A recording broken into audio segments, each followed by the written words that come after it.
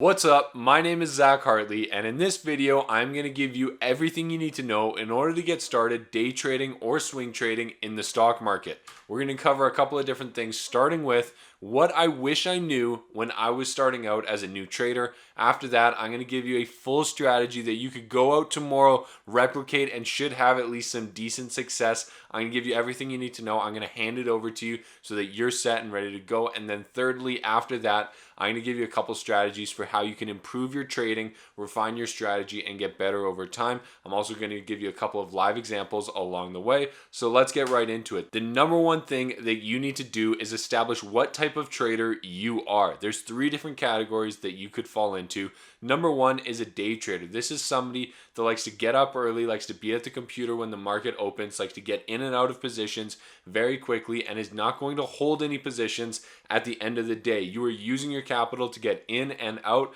of a couple of positions, maybe multiple positions at a time, but you're not holding at the end of a day. The swing trader is a little bit different. The swing trader is going to hold overnight, but they are looking for a trade based on momentum or based on some type of indicator, based on some type of momentum, based on some type of catalyst to ride the wave and hold that stock for usually between 2 and maybe 30 to 60 days, somewhere in that sort of medium time frame. And then if you're not one of those two categories, you would be considered a long-term investor, somebody that is buying into a company and holding it for a long period of time for either capital gains or for dividend income. I'm going to tell you a little bit more about those later on, but those are the three types of investors, and you need to be very clear with yourself about what kind of investor you are so that you can build a strategy around that. That is the number one thing. The second thing is practice accounts. Practice accounts are exactly the same as real trading accounts, but they give you fake money. And that way you can go out and you can test new strategies, you can get used to a new platform, you can try out trading for the first time,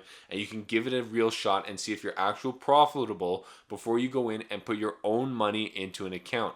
This is super important because over the long term, yes, you're probably going to be a profitable trader, but the odds of you being a profitable trader in the first 2 weeks or 1 month is very, very low. And so if you can use a practice account and lose fake money before you actually go and put your real money in, it's going to save you a whole lot of time and effort because you're not going to have to crawl out of a loss about 1 month into your trading journey. So I highly recommend, if you're new to investing, start with a practice account, and I will link one down below with the broker that I use. Third thing is trading process. This is super fundamental. This is super key. And a lot of people don't talk about this, but trading is a process. And this is what the process is. Number one, you need to develop a strategy. You need to be able to write it down and communicate it. And you need to have a strategy of how you're going to go into the market. Number two is you need to trade based on that strategy, and you need to not veer away from that strategy. You can't be a squirrel chasing after everything that looks shiny. You need to find a strategy. You need to stick to it. Once you're done the trading day, you need to journal your trades and you need to track your trades so that you can later analyze your trades. This is the key part that separates good traders from great traders, and especially the people that just lose all their money, is analyzing your data so that you can then improve your strategy. If you find out that you're a terrible trader at a certain hour, or when a price gets to a certain level, or on a specific strategy, or you're not good at cutting your losses, you're not good at locking in profits, tracking your trades and analyzing your data is what will help you figure that out. And then with that information, you can then go on to improve your original strategy, and you basically rinse and repeat. What you're trying to do is be a robot that has established a strategy that works for you, that goes out into the market, gathers data. Hopefully you're profitable as you gather that data, and then you just refine that strategy to become more and more profitable. That is how you become a day trader and a swing trader, is following a strategy, building that strategy, refining that strategy over time, and executing it day in and day out to generate profit and income. That is what it means to be a day trader and a swing trader. It's not the guy that goes out and risks all his portfolio for the crazy Instagram shot. That is not what you're trying to do here. Now, when it comes to strategy, what I want to do is give you a basic strategy that you can use to go out into the market and try and identify opportunities to get in and out. And so when it comes to a strategy, there's 5 different aspects to a strategy that you need to know and understand. Number one is position size.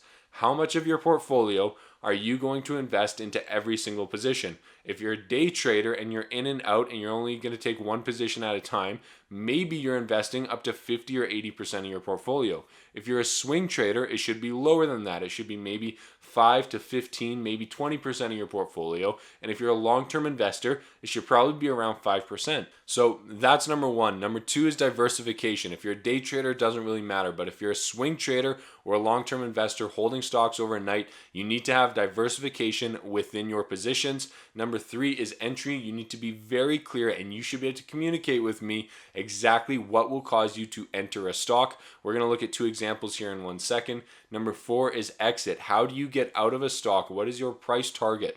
What is the goal with this trade, and what is going to cause you to leave or exit that trade? And number five is, how do you manage your risk? How do you prevent catastrophic loss? How do you maintain your balanced portfolio? And how do you make sure that you can sleep at night and you're not worried about a specific trade? How do you manage your risk? That is super important. And now what I am going to do here is just give you an example of a strategy that you could use and go out into the market with. So this is a strategy for a beginner swing trader, somebody that is going to go out, maybe find a couple of positions, hold them overnight, and hopefully capitalize on some momentum. So number one, position size. They're only ever going to invest 10 to 15% of their portfolio, and they will invest in 4 different industries. So that's super crucial. That way you have diversification within your portfolio, and if EVs all of a sudden tank, then your entire portfolio is not dragged down with that one single industry. So in this case, it would be 4 industries with a maximum of 2 positions in each industry. So that would give you 8 trades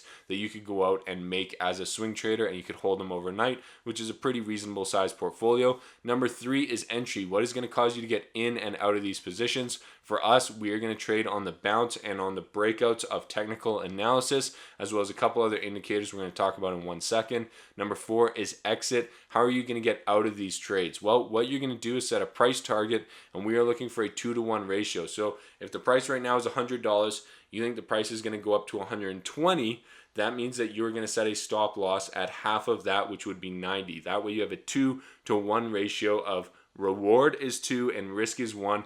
That is how you're going to set your trade. And that way, if the stock falls below that, you just get out with a stop loss. And that takes us into number 5, risk management. You're going to set a stop loss at a maximum of 20% and a trailing stop loss when we are close to the target. So that means that if the price is $100, the maximum you're ever going to lose on that position is 20%. It doesn't matter what the risk reward ratio is. The maximum you ever want to lose on it is 20%. That's how you're going to manage your risk. And if the price begins to move up and it comes close to your target and you're aware of it and you're watching the stock, then you will set a trailing stop loss on it, which is a stop loss that will move up as the price moves up. But if the price moves down, the stop loss will not move down, so it will get you out of the trade. That way you have the ability to capitalize on a big run up, but if the stock starts to correct, it gets you out and you can capitalize and lock in the profits. So that is a basic strategy that you could use as a beginner trader, as a swing trader that's looking to take on a couple of positions. Now, here's an example of where this could have worked for you in the past. So this is a live trade that I actually took, by the way. And so this is Drone Delivery Canada, ticker symbol is FLT.V. And as you can see, these green and red lines here are the price in the form of candlesticks, and as you can see, the price ran up from around 36 cents to a high of $2.26 before basically trailing off here for about a course of 2 years. And I drew a trend line on here that basically connected the highs over the course of that 2 years. And what I want to point out here is that the price ran up and it came back down and it established support right around 55 or 60 cents. Then it ran up to 226, it came back down, and it tested that same level once right here at the end or kind of just beginning of April, again right here a couple months later, and again right around here in October, November. And then the price broke through the trend line, it broke through the moving average, we saw an increase in volume, we saw a crossover of the MACD, and the RSI started to move higher.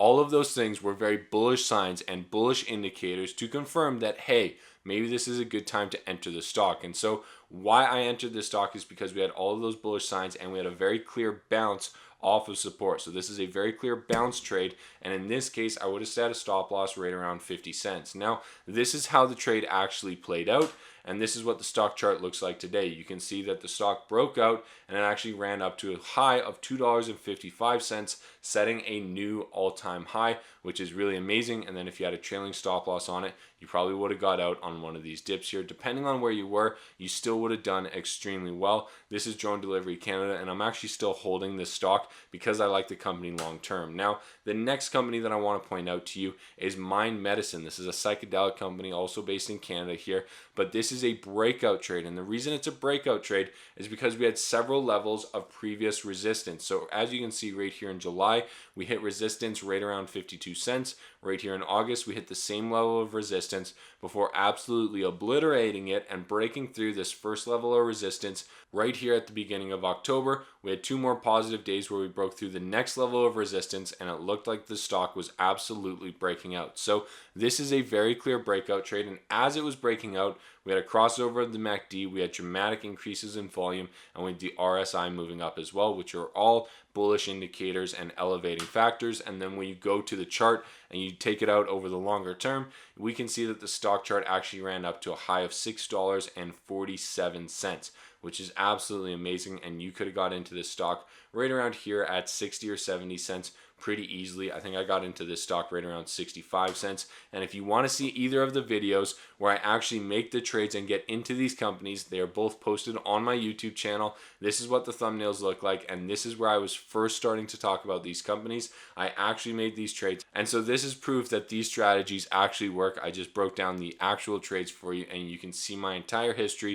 by going through my YouTube channel. Now, like I said in the beginning, I want to tell you how to improve your trading, and the number one thing that you need to work on is your practice account, because that's how you test new strategies, you get familiar with the platform, and you prove that you're a profitable trader before you go out and use your own money. Second thing is you need to journal your trades so that you can analyze your performance, figure out where you're good, figure out where you're bad, and you can improve your strategy over time. Figure out if you're better with the bounce trades or the breakout trades. Figure out which indicators help you find a good entry and a good exit, and it can basically just help you make more money over the long term. So I highly recommend you journal your trades. Next is get educated. There's a lot of courses out there. There's a lot of free education, and it's super important that you understand how the market works and then the strategy. That's super important. Too many people go in trying to find the strategy first, but they don't understand how the market works, and so there's a disconnect there. So make sure that you know what you're doing. Lastly is go find a good broker. I personally use Questrade,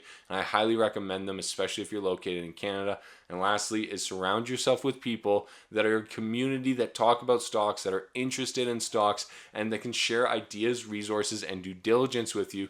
Because if you're the only person doing due diligence, well, you've got a whole lot to do. But if there's a community around you that's willing to share, it means that you have to do a whole lot less work and you have a whole lot more access to better due diligence. Now, in order to help you out with a lot of this, I do have a bunch of resources, starting with a completely free stock market course. It is 9 hours long and it is hosted on Skillshare. It is completely free when you use the link in the description down below. It will give you 2 weeks free access to Skillshare, which is pretty much the Netflix of courses. And when you sign up, you get the 2 weeks access, do my 9-hour course, cancel your subscription, and you won't pay a single cent for the entire thing. There's over 3,400 students that have gone through the course and over 200 reviews. I promise you it'll be the best free resource that you can find online.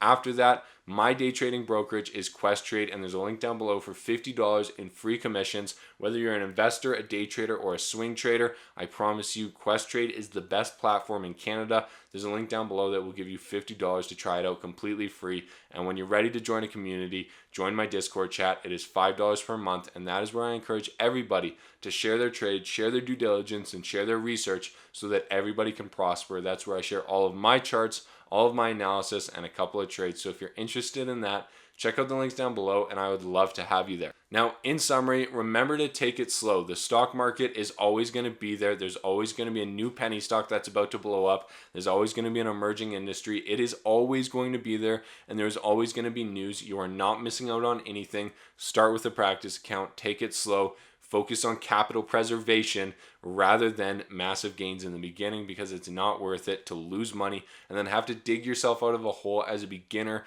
That is the toughest thing to possibly do. Next thing is get educated. There's a lot of new terms, a lot of new terminology, and the stock market is not as simple as a lot of people make it out to be. So make sure that you understand what you're doing, what you're buying, how to buy it, and how to manage your risk, most importantly. And thank you guys so much for watching this video. Good luck in the future. Good luck trading. Good luck investing. Subscribe to this channel, like this video, and I'll see you in the next one. Talk to you soon.